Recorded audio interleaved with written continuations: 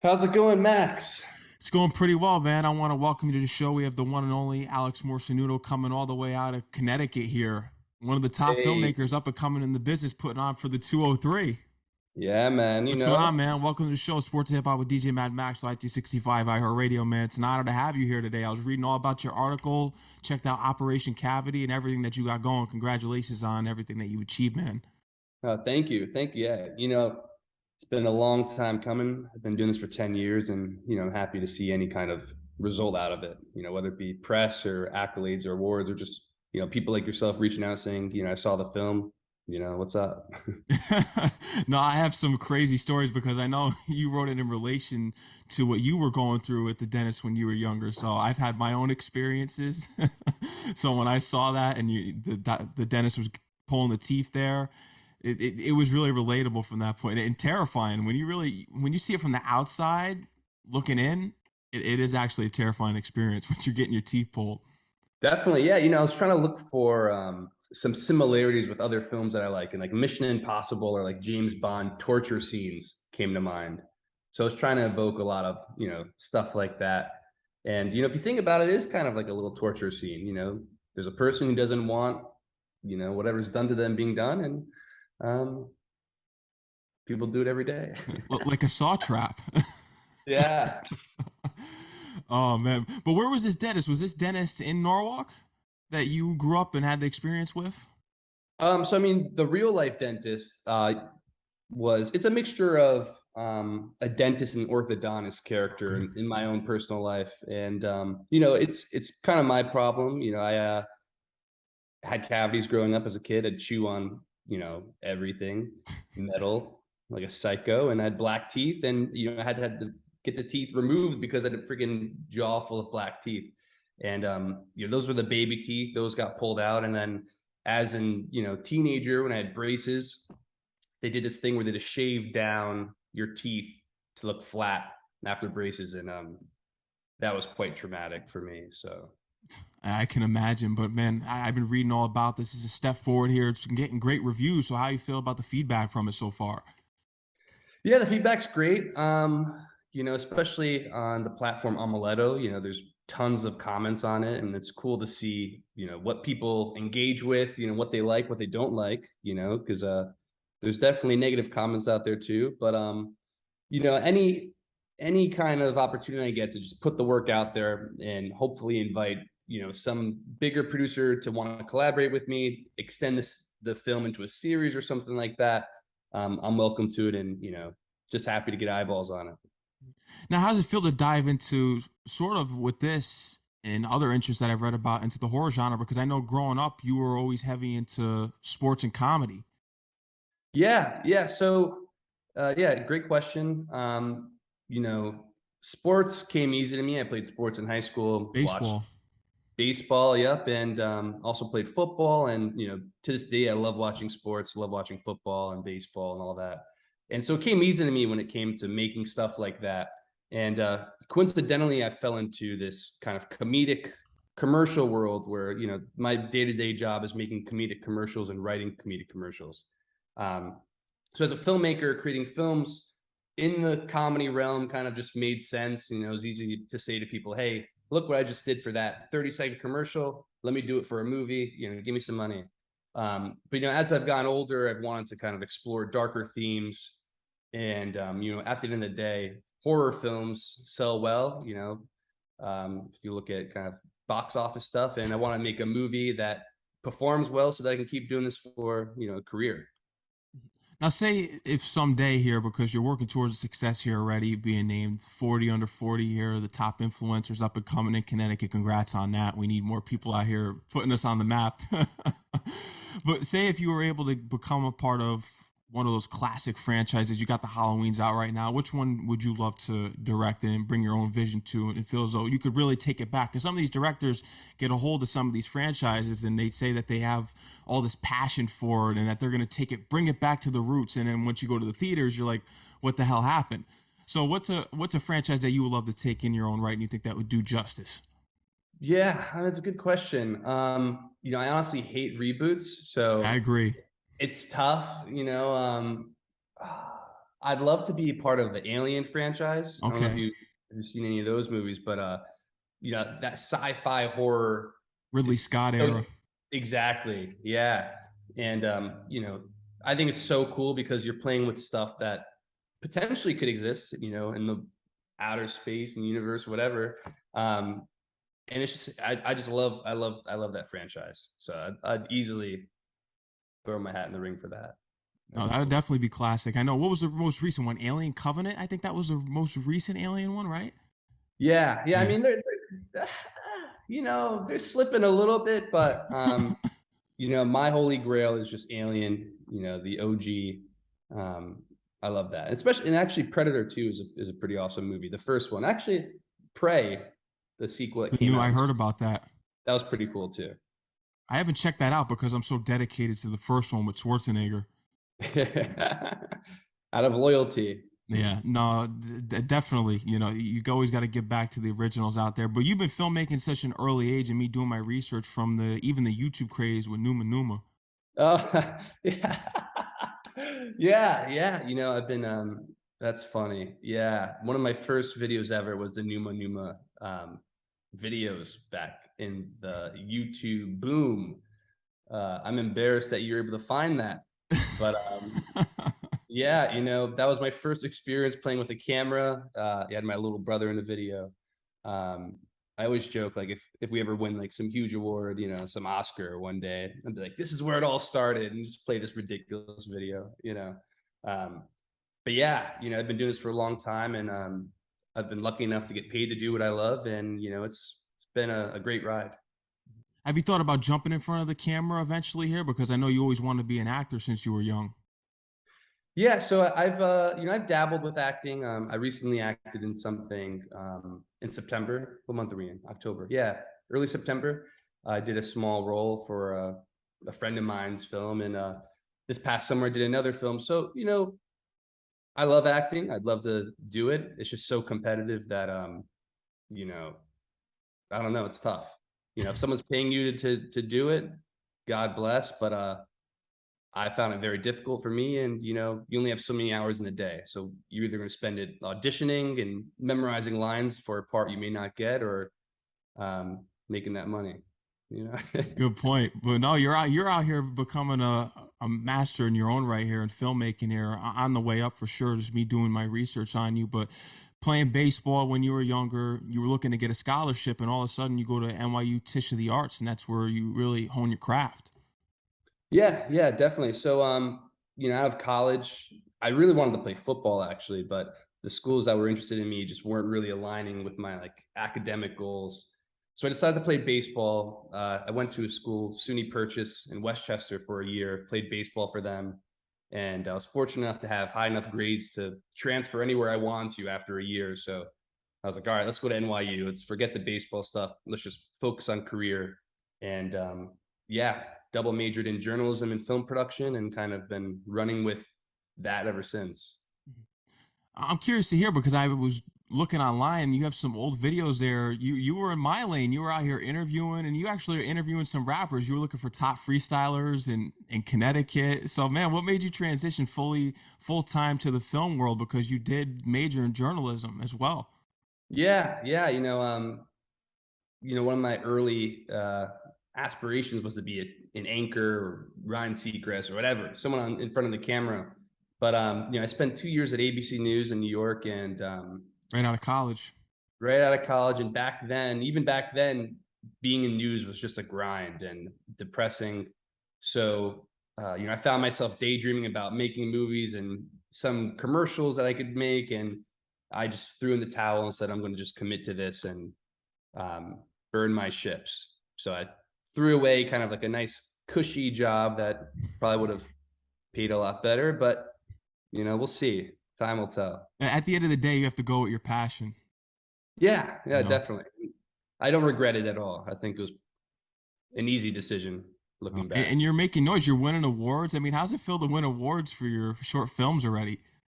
Yeah, no, it's great. It's kind of a weird thing where I'm never satisfied. I think, the next one's going to be better. The next one's going to be better. And hopefully that ends once I finally get an Oscar and I can be like, all right, you can just relax and enjoy everything. But you know, it's great to get validation, you know, with the hard work that we put in, you know, especially like Operation Cavity. We filmed that in 2019 and 2022, you know, it's 3 years of grinding, you know, shooting the film, editing, color correction, sound editing, mixing, all that stuff, doing the film festival circuit, going out to these film festivals, meeting people, all that stuff. It's exhausting. And you know, it's great to just get, you know, that nod of approval that people like what you do, you know? It's definitely relatable, as I told you before, and it all makes sense. I like how you wrap it right into the end with Bishop's baseball, and you planted on the kid that knocked out his tooth. Yeah. Yeah. You know, I've always loved a good revenge tale. Going back to Gladiator, you know, by Ridley Scott. Um, love movies like that. So Big Ridley Scott guy. yeah. And Yeah. funny enough, Ridley came from commercials too. So I'm hoping that I don't know. I'd be lucky enough to have a career like his, but that's definitely something I'm trying to kind of emulate. You're on your way for sure. I can tell that. During your time at NYU, did anyone such as Ridley Scott or any of the big timers come up for a lecture? I know sometimes you watch online, you see that colleges will invite some of the big time filmmakers out to give speeches to their film students. Yeah, let's see. Not that I could think of. I may be forgetting someone, but you know, my professor, like my senior year, was Susan Seidelman. She made Desperately Seeking Susan. She was a big woman filmmaker back in the day, and that movie starred Madonna, so it made some noise back then. And yeah, my keynote speaker was Glenn Mazzara, who was one of the Walking Dead showrunners. So that was kind of cool. But yeah, we missed, you know, the cool Spike Lee lectures and, you know, Steven Spielberg visits and all that stuff. But it happens, you know. No, and someday you'll be going back to give speeches. Yeah, you never know. They pay me. Commercials. With these big time commercials you're getting, especially with David Ortiz, I know that was big for you. You're a Boston fan. I know you want to direct for Brady, hopefully.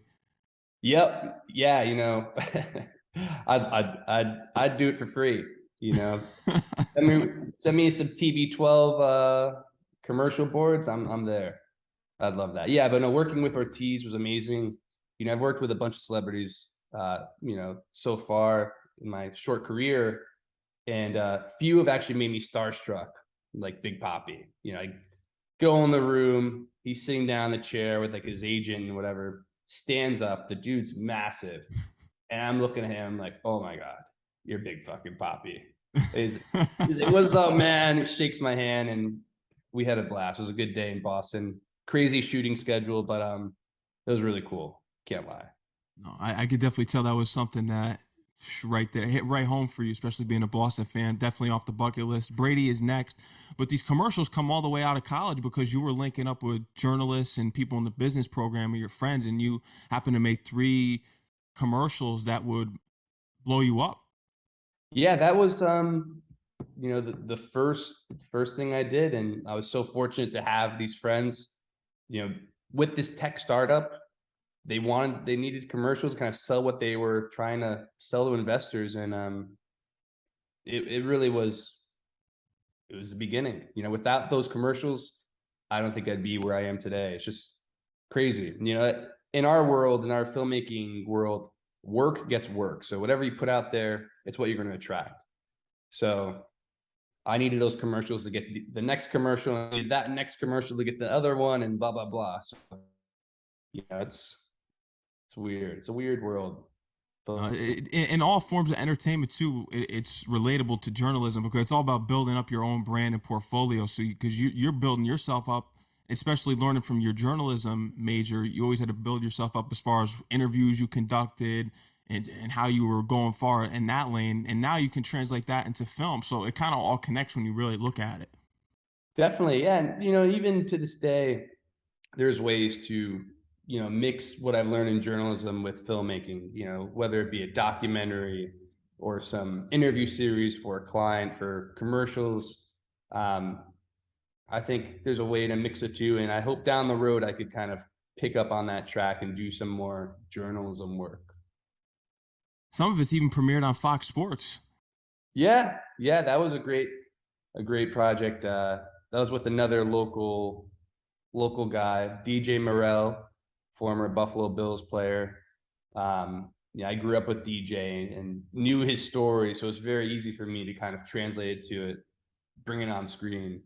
Um, but stuff like that, documentaries, outlets love it because it's almost like news in a way, with a little bit of Hollywood pizzazz, some stuff that, you know, we recreated. But yeah, I really like the documentary genre.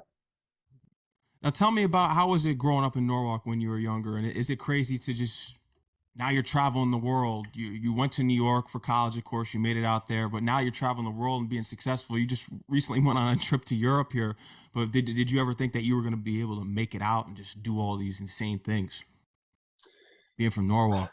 Yeah, good question. I mean, my dad does a lot of international travel for his job. He does like international TV distribution. He works with satellites and all these complicated things. So from an early age, travel was kind of like associated with work, So it was something I kind of never really thought wasn't a possibility. I know some directors in New York that haven't really directed outside of the country or outside of the state. But whenever I get a job board that's maybe in another country or in Asia, or whatever, I'm like, yeah, sure, I'll do it. Send me out. So we filmed in Myanmar a couple years ago, and Norway, filmed in Dubai. So it's been a wild ride. But you were able to convince here in Norwalk to set up this film festival. It's the first film festival ever, and congrats to you on that. Because as a creative from Connecticut, I know sometimes they don't spotlight the creators that are here, especially in the entertainment scene. Because we think about it, you think Connecticut, oh, they care about their greenery. But tell me about actually getting this festival set up and put together here. Definitely, yeah. So basically, what year was it? 2017. I released this short film, High Glow Retro, and I was at this film festival with another Norwalk filmmaker, Marge Costa, and we're like, we know each other. You're from Norwalk. I'm from Norwalk. I went to school with her daughter, and the following year, she messaged me, said, "Hey, I'm thinking about doing this film festival. I'd love to get you involved. What do you think?" And me personally, growing up, as you know, Norwalk didn't have that facility or that foundation for people to kind of meet at, and grow as an artist, grow as a filmmaker, and just collaborate with other people in the area. So when she brought it to my attention, I was all in, and I think we're doing our third year now. We had a year off, and then we had COVID happen, so it was a little weird. But I'm one of the co-founders with a few other people, and it's been an awesome experience. Just from our past two festivals, the collaboration that's happened and the networking is just it's cool. It's exactly what I wanted when I was a kid, when I was growing up in Norwalk. And you hit the nail right on the head there. And again, thank you for giving a voice to the voiceless out there as far as filmmakers. And because there's people out there, there's just no avenue of people to be like, hey, I'm doing this, I'm doing this. But that's why plenty of times when you hear these stories about people having to move out to make it, especially out of Connecticut. Definitely, yeah. You hear it all the time. People move to LA or move to New York and don't come back. And I've just figured, why not give it a try here? And if we fail, we fail. But I'd rather live that way versus regretting not trying. That's Have you just thought about that's my motto. relocating out of Connecticut? Yeah, yeah. I'm not gonna lie, I have. Especially when I go to Europe and I'm like, oh, look how nice it is over here. um, but eventually, I think what I'm gonna do is, once I get this, I need to get a feature film made. That's my big goal right now, because it's holding up a lot of my career aspirations. So I gotta make this feature film. I'm gonna make it while living in Norwalk, and then after I make that film, I could go any big city and use that film as a piece to get the next film, like LA or New York or something. But my family's here in Norwalk, so Norwalk will always be special to me, and I'll always come back and do my part with the film festival. Silvermine Productions. You started your own Silvermine company here, Productions. representing where you're from. Yeah, Hell yeah, it's gonna be the next Disney, I hope. No, it will keep speaking that into existence, man. Yeah, yeah, let's do it. Now, tell me, what type of director are you as far as when you're coaching your actors on set? Because working on Operation Cavity, I heard that some of the child actors needed some help, and you helped them out with the lines, and were able to give them a log line and having the parents play it for them while they were on the way to the set. So, what type of director are you as far as when you're communicating with the talent on set? Yeah, so I mean, it varies on the actor. You know, I've worked with non-actors, I've worked with child actors, I've worked with very good actors where I don't have to say anything. But for the child actors, you know, especially this script was really tricky because we had so much dialogue, and it's very easy to kind of just read the lines, you know, very like robotic in a way. So what I did was I did a line reading, and I read the scene, you know, with all the characters as I'm them almost. And I sent these voice recordings to the parents so they could play it in the car, whatever, and the kids could help, you know, memorize the lines that way. And it's not only for memorization, but also just cadence and speed. You know, just because, like, you know, just how we're talking right now, like ping pong, I say something, you say something. You know, that's how I want the dialogue to happen in the movie. Not, you know, I say something, you think, and then you say something. You know, there's moments where that's great, where you have that beat, but for a lot of the stuff for the kids, we were doing that ping pong stuff. You made it easier for them. No, that's how you know that you're a good director, because you were able to make it so easy for child actors as well. Because I've heard horror stories about people working with child actors. Even like when Corey Feldman was a kid and he's on the set of Goonies, and you hear these old stories, him being on Friday the 13th, the final chapter, and they said he was basically a pain in the ass to deal with. Yeah, you know, Steven Spielberg said the three things you want to avoid in filmmaking: filming on water, filming with animals, filming with children.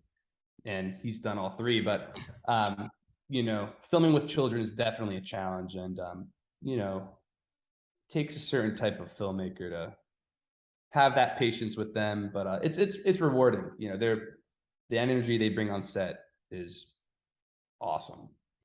And learning about Connecticut, what was the most shocking news in learning about where a movie was filmed here? What movie were you shocked to know that if you've done your research, which I'm sure you have, what shocked you that was Um, filmed here? what shocked me? I don't know. I mean, coincidentally, there was like this movie shot recently, like a year ago, Stephen King movie, like right down the street from my apartment. And like one day I wake up and there's just movie trucks everywhere, and I'm like, whoa, what is going on? And they blocked off the street, which is a pretty busy street here. And yeah, it was like the actor from It. I think his name's Jaden Martell. And I was so pumped. I was like, oh, this is awesome for Norwalk. You know, we need more productions like this. Just to put the idea in people's heads that this is a career, this is an occupation, and look at the hundreds of people working. You could be any one of those, you know. So I loved it. Um, I forget the name of it. It's out now. Mr. Harrigan's Phone, is that it? Yep, that one. Yeah, Yeah. yeah. I remember hearing about that one. Yeah, so that was filmed here. You got a lot of things going on here, but you've given back to Norwalk, and even all throughout Connecticut. You did a video on the spirit of Bridgeport that I did tune into. So, what are some other stories you're looking to highlight throughout Connecticut that may not have the biggest scope on it? Yeah, so good question. What else in Connecticut? Um, you know, there's nothing I could, is there anything nothing I could speak about now, but you know, I'm always open to Connecticut stories. You know, it's a small state. We don't always get the big media coverage, and you know, if there's an opportunity to help bring someone's story to life or bring it to the big, you know, big stage or whatever you call it, I'm always open to that. I always love talking with people with ideas and script writers and whatever like that. Um, I like to think I'm very accessible to anyone who has an idea. You know, on my website, you'll see, let's make something. You know, because coming up, I found it so difficult to reach out to anyone because I just get a brick wall, you know, or no response on the email. So I try to do my part in being accessible. You know, if someone has a question, you know, some career advice that they're seeking, I'm always like, I'm game, you know. What was the most important thing that you took away from your time at NYU? Because we always have these debates. At least when I interview people on my show, we always have debates. Was college worth it? Because I know sometimes people's careers may not pan out of college right away. So, what is something that you can take away from college that did make your career worth it in filmmaking? Yeah, it's interesting, with NYU, they just throw you into the fire and you don't really get the academic experience like you probably do in most schools. Instead of, going to these random classes that you may never, use anything from for the rest of your life, they throw you into the mix and you either in the journalism track, you're working either, in a newspaper or magazine or online blog, or you're helping run the TV station, you're on air doing the news, whatever, reading from the teleprompter. In the filmmaking track, you're in a studio with 3 cameras, directing actors or directing your crew, or you're out in the streets shooting with a camera kit. So like it's a trade school in a way, depending on which school you're in. But I think the most valuable part of NYU has been the relationships I've made with people who've gone on to do cool things. And if I look back at anything I've gotten, in a way, has been connected to my time at NYU. Whether it be someone I went to school with that is now an agency producer somewhere else, and or some entrepreneur, someone that from the business school that went on to be an entrepreneur, and they're like, "Hey, I need a commercial." It's all about the people you meet versus, the actual courses, if that makes sense. All about the people you meet, and then when you do make these connections, making sure that you establish that connection for life. Because I know when you were doing some work in New Rochelle, you were asking the people who worked at the business, why do you like working in New Rochelle?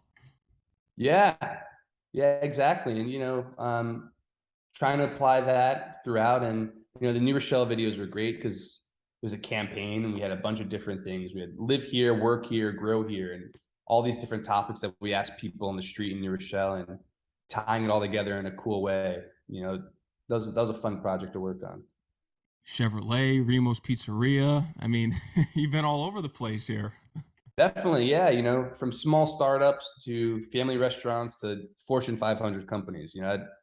I could work with anyone, that has any kind of budget. You could also write too. I was reading you did some writing for a pilot. Yep. Yes. Kind of, as a filmmaker coming up, you almost need to write if you want to make stuff, because it's very difficult to find a writer that you connect with and has a similar tone that you're going for, and like, and all that stuff. So yeah, I've been writing ever since I've been directing, and I had a pilot called Beasts of Suburbia that I submitted to Sundance and was a finalist in one of their episodic labs.